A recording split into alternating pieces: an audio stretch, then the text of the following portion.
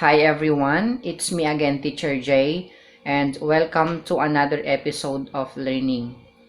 Today's video, we are going to discuss the sum and the product of the roots of a quadratic equation.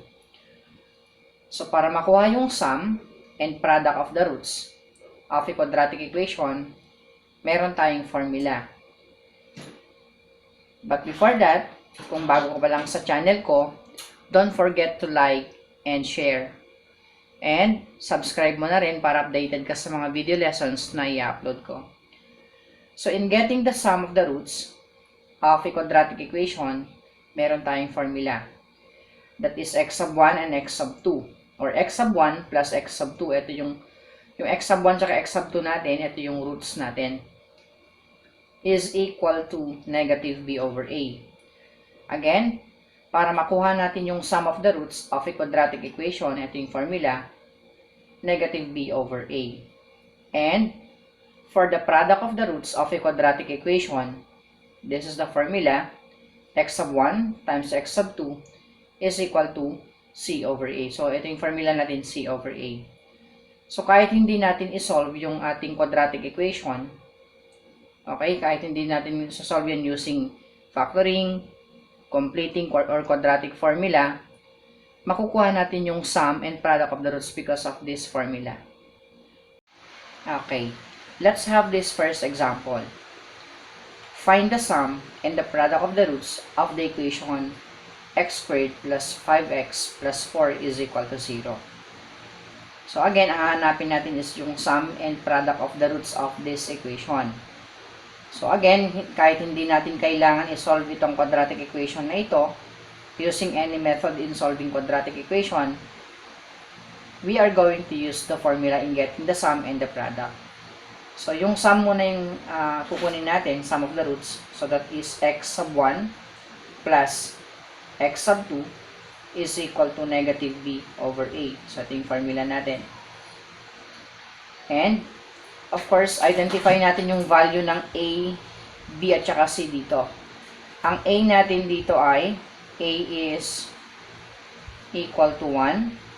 Ang b natin dito ay positive 5. Ang c natin ay positive 4.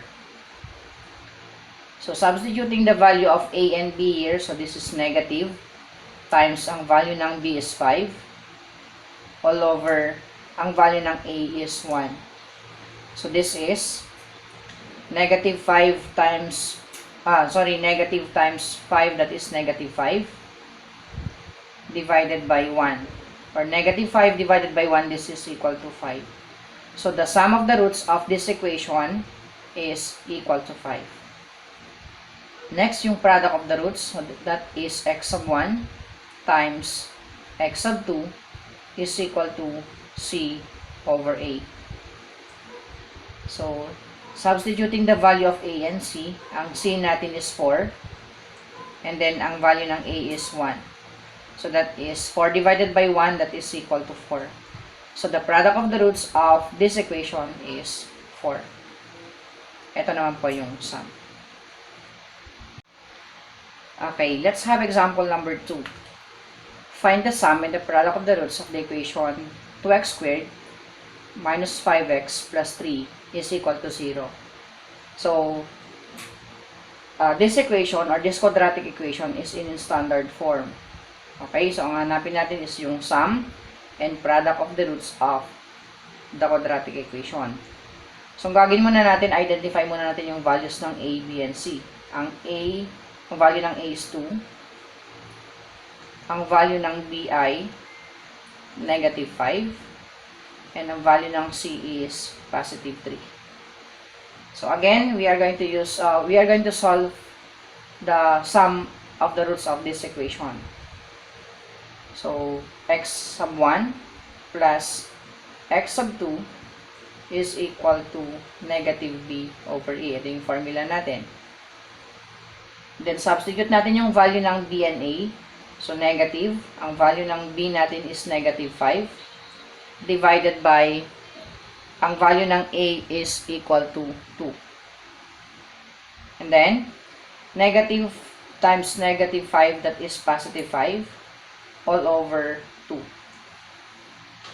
So since ito na yung simplified form, so the sum of the roots of this equation is 5 over 2. How about the product of the roots? So x sub 1 times x sub 2 is equal to c over a. Substituting the value of c and a, value ng c natin ay 3, all over, ang a is 2. So, since this 3 over 2, ito na yung lowest term, so the product of the roots of this equation is 3 over 2. Okay, let's have example number 3. What if ang given ay yung sum and product of the roots of a quadratic equation? Again, what if ang given natin ay yung sum and product of the roots of a quadratic equation? Ang hahanapin natin is yung quadratic equation. So, kung yun yung case, ito yung tatandaan natin. So, that is x squared minus yung sum times x plus yung product is equal to 0. So, ito yung tatandaan natin para kunin natin yung equation given the sum and the product of the roots of the quadratic equation. So, since given yung sum and product, ang gagawin lang natin is just copy x squared minus ang sum natin is 5. Tama? So, that is 5 times x plus ang product natin ay 3 is equal to 0. Simplify natin. So, just copy x squared. Negative times 5, that is negative 5x. Or negative 5 times x, that is... negative times 5 times x, that is negative 5x. Plus 3 is equal to 0. So, this is now the quadratic equation. Again, kapag given yung sum and product of the roots of a quadratic equation, tapos ang kukunin natin or hahanapin natin is yung quadratic equation. So, we are going to use this one. X squared minus sum x plus product is equal to 0. So, substitute nyo lang. Ang sum is 5. And then, ang product niya ay 3. Then, simplify. So, ito yung sagot natin.